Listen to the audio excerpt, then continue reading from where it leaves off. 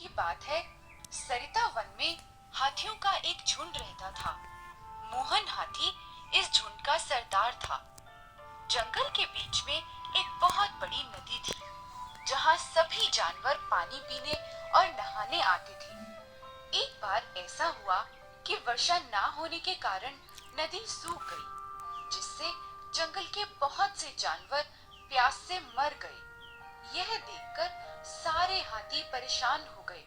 उन्हें लगा कि अगर यही स्थिति रही तो वह भी प्यास से मर जाएंगे। अपनी समस्या लेकर हाथी अपने सरदार मोहन के पास पहुंचे। मोहन ने सबकी बात ध्यान से सुनी और कहा कि आप लोग दो की टोलियों में जंगल के बाहर अलग अलग दिशा में पानी की तलाश करो। सभी हाथी पानी की तलाश में जुट गए।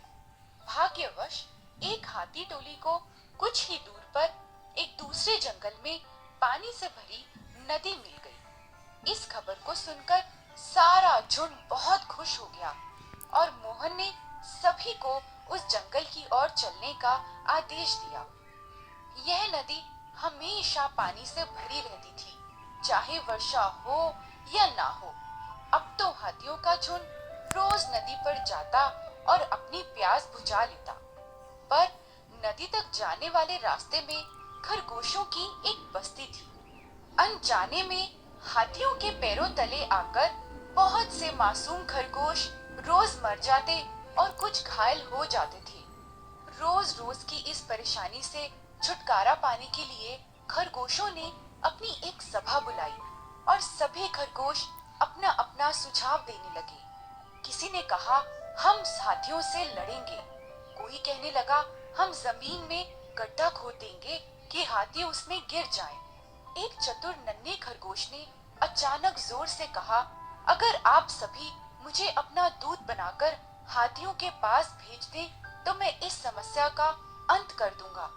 सभी को यह विचार पसंद आया और अगले दिन नन्हा खरगोश हाथियों के नदी पर आने के समय से काफी पहले ही रास्ते में पेड़ की ऊंची डाली पर चढ़कर बैठ गया।